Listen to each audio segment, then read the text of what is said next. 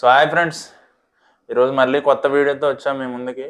So ఈ topic ఏంటంటే మనం వెడ్డింగ్కి ఏమేమి గేర్స్ వాడాలి, మనం దాన్ని గేర్స్ అనొచ్చు, లేదా గ్యాడ్జెట్స్ అనొచ్చు, లేదా ఇంకేమన్నా అనొచ్చు. మన తెలుగులో అయితే పనిముట్లు అని కూడా అనొచ్చు. సో ఏం వాడాలో మీకు మొత్తం డీటెయిల్గా చెప్తాను అన్నమాట ఈ వీడియోలో. ముందుగా మనకు కావాల్సింది ఏంటంటే ఇదంటే ఏంటి, కెమెరా. మెయిన్ ఒక కెమెరా కావాలి. అది ఏపీఎస్సీ అవనివ్వండి, లేదా ఫుల్ ఫ్రేమ్ అవనివ్వండి. ఏపీఎస్సీ అంటే క్రాప్ సెన్సర్ అనమాట. క్రాప్ సెన్సర్ కెమెరాలు కూడా వాడచ్చు. సో క్రాప్ సెన్సర్ కెమెరాలు ఉంటాయి, ఫుల్ ఫ్రేమ్ కెమెరాలు ఉంటాయి. బట్ సినిమాటోగ్రఫీ తీసేవాళ్ళు మెయిన్గా ఫోకస్ చేసేది అయితే ఫుల్ ఫ్రేమే వాడతారు. కొంతమంది క్రాప్ సెన్సర్ కూడా వాడతారు. బట్ నా ఉద్దేశంలో ఫుల్ ఫ్రేమ్ అయితే మొత్తం ఫుల్ స్క్రీన్ కొంచెం పెద్దగా వస్తుంది. క్రాప్ సెన్సర్ అయితే కొంచెం చిన్నగా ఉంటుంది. అంటే అందరికి ఆ డిఫరెన్స్ అందరికీ తెలియదు, ఎందుకంటే వాడేవాళ్ళు ఎవరు అంత డీటెయిల్గా అబ్జర్వ్ చేయరు. బట్ ఫుల్ ఫ్రేమ్ అయితే మొత్తం స్క్రీన్ అంతా కవర్ అవుద్ది అనమాట ఫుల్ ఫ్రేమ్ అయితే. అదే మనకి ఇది తీసుకున్నారనుకో, క్రాప్ సెన్సర్ అనుకో, కొంచెమే కవర్ అవుతుంది అనమాట, కొంచెం కట్ అవుతుంది. సో దానికి దీనికి ఉన్న తేడా అదే అనమాట. ఫుల్ ఫ్రేమ్కి ఎడిటింగ్ కొంచెం కష్టం అవుద్ది ఎలాగైనా, ఎందుకంటే దానికి దీనికి బిట్ రేట్ ఎక్కువ వస్తుంది అనమాట. క్రాప్ సెన్సర్తో పోలిస్తే ఫుల్ ఫ్రేమ్కి చాలా ఎక్కువ బిట్ రేట్ ఉంటుంది. అది మన అడ్జస్ట్మెంట్ బట్టి ఉంటుంది అనమాట. దాంట్లో ఒక మాదిరిగా ఉంటుంది, దీంట్లో ఒక మాదిరిగా ఉంటుంది. ఫైల్స్ అంత హై క్వాలిటీ ఉండవు దాంట్లో. దీంట్లో చాలా హై క్వాలిటీ ఫైల్స్ వస్తాయి, రా కూడా వస్తుంది, అందులో కూడా రా వస్తుంది. బట్ దీనంత హై క్వాలిటీ రా అయితే రాదు. కెమెరా ఒకటే ఉంటే సరిపోదు, కెమెరాతో పాటు దానికి సంబంధించిన ఇంకా యాక్సెసరీస్ ఉంటాయి. ఇప్పుడు ఇదివరకు వెడ్డింగ్ అంటే సింపుల్గా ఎన్ఎక్స్ 200 కానీ, లేదా Z150 కానీ ఇవి తీసుకుని ఎవడొకటి చేసేసేవాడు వెడ్డింగ్ అంతా షూట్ చేయడం. అదొక కెమెరా పెట్టేసుకుని ఇంకోటి ఫోటోగ్రఫీకి కెనాన్ 5D Mark 4 లేదా Mark 3 ఏదో ఒకటి పెట్టేసి రన్ చేసేవారు. అండ్ ఇంకా పాతకాలంలో అయితే పానాసోనిక్ బాగా యూజ్ చేసేవారు అనమాట వీడియోకి. పానాసోనిక్ చాలా తోపు అనమాట అప్పట్లో వీడియోకి. ఇప్పటికీ కొంతమంది వాడుతున్నారు, నేను చాలా మంది దగ్గర చూశాను. అంటే పానాసోనిక్ అవి ఉంటాయి కదా, చేతితో పట్టుకుని తీసేవి ఉంటాయి చూసారా. బట్ దాంట్లో అంత క్లారిటీ అయితే రాదు మనకి. మన క్లారిటీ అంటే ఈ ఎన్ఎక్స్ 200 కానీ, ఎన్ఎక్స్ 100 కానీ, లేదా Z150 కానీ ఇవి చాలా క్లారిటీగా వస్తుంది. అందులో 4K కూడా ఉంటుంది. బట్ ఆ 4Kకి మళ్ళీ మన మిర్రర్లెస్ 4Kకి చాలా తేడా ఉంటుంది. ఒక మాదిరిగా 4K వస్తుంది. బట్ మిర్రర్లెస్లో వచ్చే 4K ఎంత బాగుంటుందంటే దాంతో పోలిస్తే 10 రెట్లు బెటర్గా ఉంటుంది. ఒకసారి తేడా చూడండి మీరు ఎప్పుడన్నా 4K, 4K ఈ 4K తేడా చూడండి. ఫుల్ హెచ్డి మళ్ళీ అందులో కూడా దాని ఫుల్ హెచ్డి తేడా, దీని ఫుల్ హెచ్డి తేడా చూడండి, చాలా డిఫరెన్స్ ఉంటుంది. ఏంటంటే బాగా అదే చెప్తున్నాను కదా, ఇప్పుడు కస్టమర్ బడ్జెట్ బట్టి మనం ప్రొవైడ్ చేయాలన్నమాట. కస్టమర్కి ఏంటంటే ఇప్పుడు మనం Z150 ప్రొవైడ్ చేయాలంటే Z150 ప్రొవైడ్ చేయొచ్చు, వాళ్ళ బడ్జెట్ బట్టి. ఎన్ఎక్స్ 200 ఒక బడ్జెట్కి పెట్టుకున్నారనుకో ఎన్ఎక్స్ 200 ఇవ్వగలం. ఇంకా మంచి బడ్జెట్ పెట్టుకున్నాడు Z150 ఇవ్వగలం. ఇంకా మంచి budget పెట్టుకున్నాడంటే M4 A7 S3 FX3 కూడా పెట్టుకోవచ్చు రెగ్యులర్ వీడియోకి. So choice కస్టమర్దే. కస్టమర్ ఎంత పెట్టాలనుకున్నా దాని ప్రకారం మీరు కూడా కెమెరా అలాట్ చేయండి కస్టమర్కి.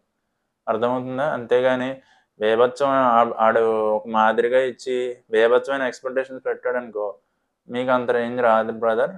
మీ రేంజ్కి ఇంతే వస్తుంది, మీరు ఎంత అమౌంట్ పెడతారో దాని ప్రకారం మీకు ఇవ్వగలం మేము సర్వీస్, దానికంటే ఎక్కువ ఇవ్వలేమని చెప్పండి.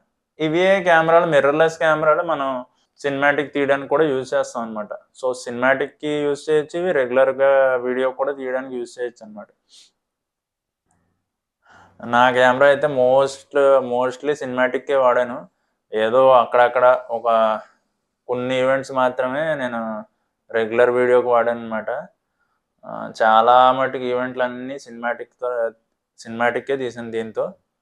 అండ్ నెక్స్ట్ ఏంటంటే ఇది ఒక్కటే కాదు, కెమెరా చెప్పాను, మీ కెమెరా ఉంటే సరిపోదు కదా, బాడీ ఉంటే సరిపోదు, దానితో పాటు లెన్సెస్ ఉండాలి. సో డిఫరెంట్ లెన్సెస్ ఉంటాయి. పెళ్ళికి ఒక్కొక్కడు ఒక్కొక్క చాయిస్ ఉంటుంది. కొంతమంది జూమ్ లెన్స్ ప్రిఫర్ చేస్తారు, కొంతమంది ప్రైమ్ లెన్స్ ప్రిఫర్ చేస్తారు. సో రెండిటిని కలిపి కూడా మనం వాడుకోవచ్చు. ఎలా అంటే ఫర్ ఎగ్జాంపుల్ మన దగ్గర 16-35 జూమ్ లెన్స్ ఉందనుకుందాం. సో 35 వరకు కవర్ అయిపోద్ది దాంట్లో.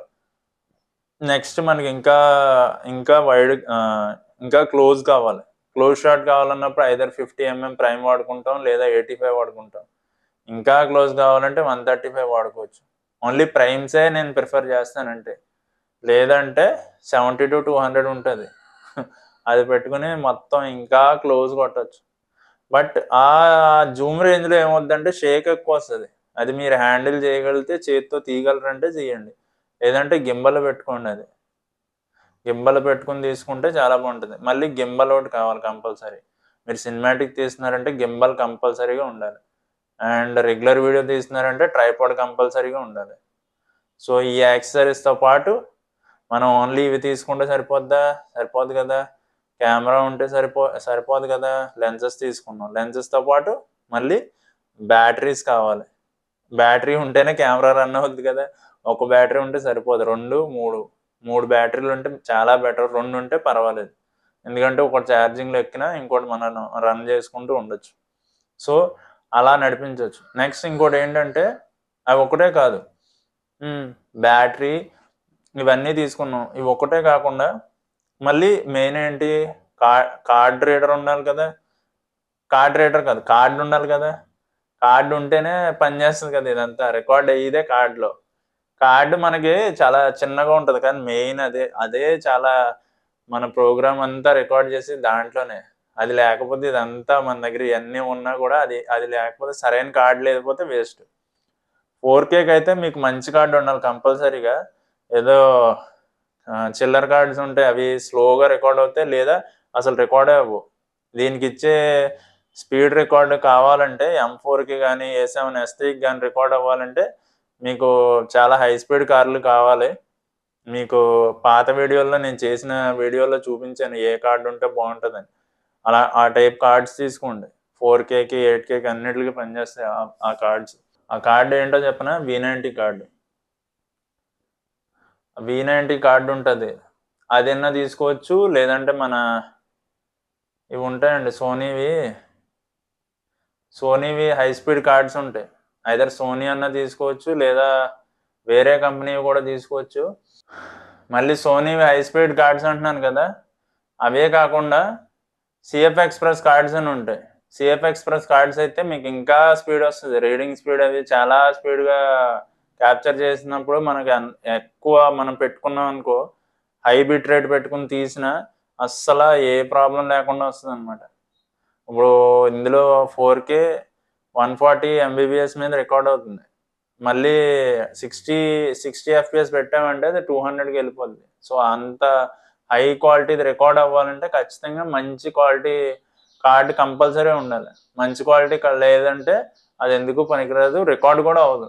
మీరు నార్మల్ కార్డు తీసుకుంటే రికార్డ్ కూడా అవ్వదు. అదే చూపిస్తూ ఉంటుంది, మనకి బ్లింక్ అవుతూ ఉంటుంది.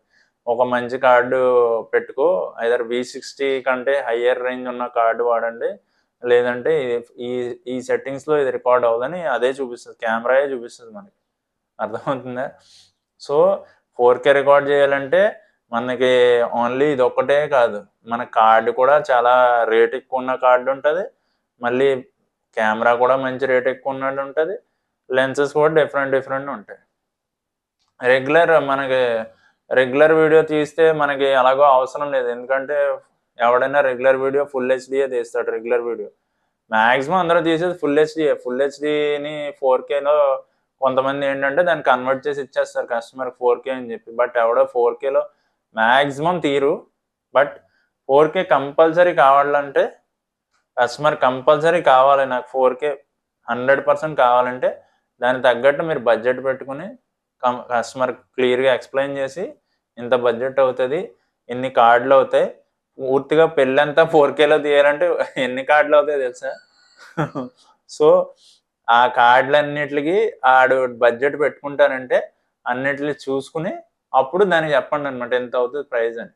ఓన్లీ రెగ్యులర్ వీడియో తీసేస్తే సరిపోద్దంటే రెగ్యులర్లోనే తీయండి, ఆ బడ్జెట్లో తీయమంటే ఆ బడ్జెట్లోనే తీయండి. ఇవన్నీ తీసుకున్న వీటితోటే అయిపోద్ది కదా. ఇప్పుడు కొత్తగా ఏంటంటే డ్రోన్ కూడా వచ్చింది, అందరూ డ్రోన్ కూడా వాడుతున్నారు. పెళ్ళిళ్ళలో డ్రోన్ వాడి కొంచెం బాగుండాలి, అందరి ముందు కొంచెం షో చేయాలని చెప్పి అందరూ డ్రోన్ కూడా చూపిస్తున్నారు అనమాట. అది కూడా చేయొచ్చు. బట్ డ్రోన్ షాట్లు హాల్ చాలా పెద్దదైతే చాలా బాగుంటుంది. బట్ ఏంటంటే హాల్ చిన్నదయ్యి అక్కడ కూడా డ్రోన్ షాట్లు కొంతమంది కావాలంటారు. బట్ ఏమవుద్దంటే అప్పుడు హాల్ చిన్నదైతే అది మనం డ్రోన్తో ఎంత బాగా తీసినా అది అంత బాగా ఆనదనమాట. హాల్ ఎంత పెద్దదైతే దాని ప్రకారం డ్రోన్ షాట్ కూడా చాలా బాగుంటుంది. హాల్ బయట తీసి ఇవన్నీ లోపల చూపించి ఇవన్నీ తీయడానికి చాలా బాగుంటుంది అనమాట. బట్ ఏంటంటే కొంతమందికి ఏంటంటే నాకు ఇంతే కావాలి, బడ్జెట్ ఎంత పెడితే దాని ప్రకారం వాళ్ళకి కావాలనుకుంటే దాని ప్రకారం ఇవ్వండి వాళ్ళకు కూడా. మనం అంత డ్రోన్ పెట్టేసి సినిమాటిక్ తీసేసి ఇవన్నీ తీయాల్సిన అవసరం లేదు. వాళ్ళ బడ్జెట్ ప్రకారం ఓన్లీ రెగ్యులర్ వీడియోయే తీయాలంటే రెగ్యులర్ వీడియోయే తీయండి. లేదు ఓన్లీ నాకు రెగ్యులర్ కావాలి లేదా 4K కావాలి, 4K రెగ్యులర్ వీడియో కావాలన్నా 4Kలో తీయొచ్చు. సో కస్టమర్ బడ్జెట్ బట్టి అనమాట. నెక్స్ట్ సినిమాటిక్ కావాలంటే సినిమాటిక్ అంటే మనం లెన్సెస్ మార్చుకుని డిఫరెంట్ లెన్సెస్తో తీయొచ్చు అనమాట. అండ్ డ్రోన్ చెప్పాను కదా, ఇవన్నిటిని కాకుండా ఇంకా డ్రోన్ షాట్లు వేస్తే ఇంకా బాగుంటుంది, ఎడిటింగ్ చేసినప్పుడు చాలా బాగుంటుంది. ఇవి ఒకటి. ఇవి కూడా ఉంటాయి మళ్ళీ. ఇవన్నీ చేసిన తర్వాత నెక్స్ట్ పార్ట్ వచ్చేది ఏంటంటే ఎడిటింగ్కి వస్తాం. ఎడిటింగ్లో మన దగ్గర ఏదన్నా సాఫ్ట్వేర్లు మనం ఏది మనకు బాగుంటే దాని ప్రకారం చూస్ చేసుకుని చేసుకోవడమే. అది ప్రీమియర్ అయినా అవ్వచ్చు, లేదా ఇది డవెన్సీ అవ్వచ్చు, లేదా ఫైనల్ కట్ అవ్వచ్చు, ఏదన్నా అవ్వచ్చు. అది మనం కస్టమర్కి ఎలాగో చెప్పాల్సిన అవసరం లేదు. నెక్స్ట్ మనం మొత్తం ఇప్పుడు వరకు సినిమాటోగ్రఫీ అండ్ వీడియోగ్రఫీ గురించి చెప్పుకున్నాం. ఇంకా ఫోటోగ్రఫీ పార్ట్కి వస్తే ఫోటోగ్రఫీలో చాలా రకాలైన కెమెరాలు ఉంటాయి. ఫోటోగ్రఫీలో APS-C ఉంటుంది, ఫుల్ ఫ్రేమ్ ఉంటుంది. అది కూడా సేమే.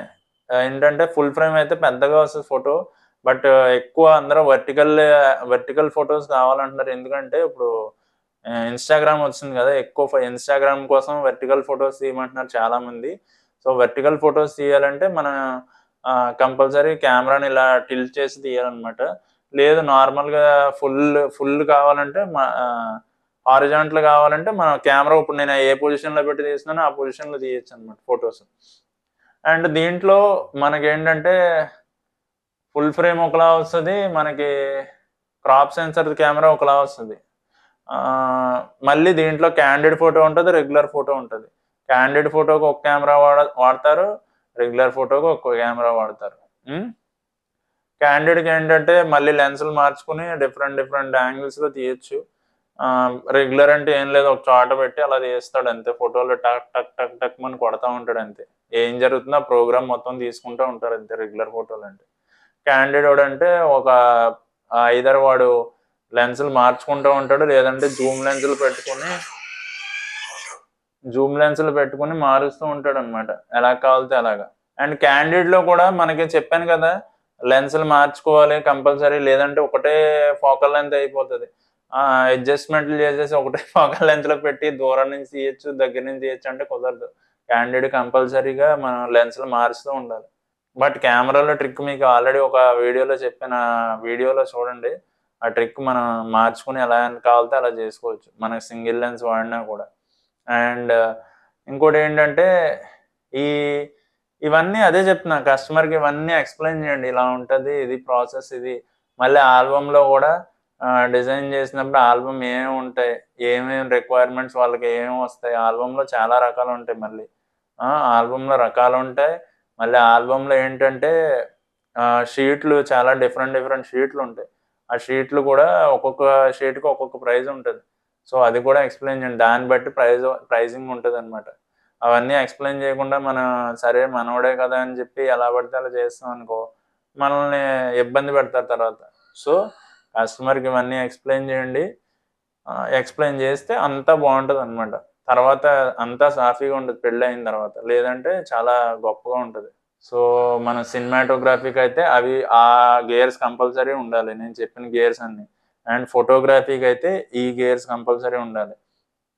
మెయిన్ ఏంటంటే ఒక ఫుల్ ఫ్రేమ్ కానీ మీ దగ్గర ఏపీఎస్సి బాడీ కానీ కంపల్సరీ ఉండాలి. దానికి తోడు లెన్సెస్ కూడా ఉండాలి. లెన్సులతో పాటు మన దగ్గర ఇంకా ఫోటోగ్రఫీకి నేను ఇంకోటి మర్చిపోయాను, ఫ్లాష్లు ఉంటాయి. ఫ్లాష్లు కూడా మనం ఫ్లాష్లతో తీస్తేనే చాలా బాగా వస్తాయి ఫొటోస్. నార్మల్గా తీస్తే బాగా రావు.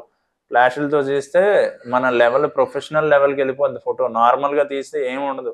ఇప్పుడు ఏంటంటే నార్మల్ లైట్లు మనం వాడే లైట్లలో తీస్తామనుకో నార్మల్గానే కనిపిస్తాయి ఫోటోలు. అదే దానికి ఫ్లాష్ అటాచ్ చేసి మనం తీసామంటే చాలా క్వాలిటీగా వస్తాయి ఫొటోస్. సో చాయిస్ మందనమాట, మనకి ఎలా కావాలితే అలా తీయచ్చు. సో అదండి, ఇందులో ఇంకా డీటెయిల్గా ఇంకా చెప్పుకుంటూ పోతే ఇప్పటికే చాలా లెంతీ వచ్చింది వీడియో. ఇంకా చాలా ఉంటుంది అనమాట, చెప్పుకుంటూ పోతే ఇంకా వెళ్తుంది వీడియో. సో మళ్ళీ నెక్స్ట్ పార్ట్లో చెప్తాను మీకు. Okay, until then bye.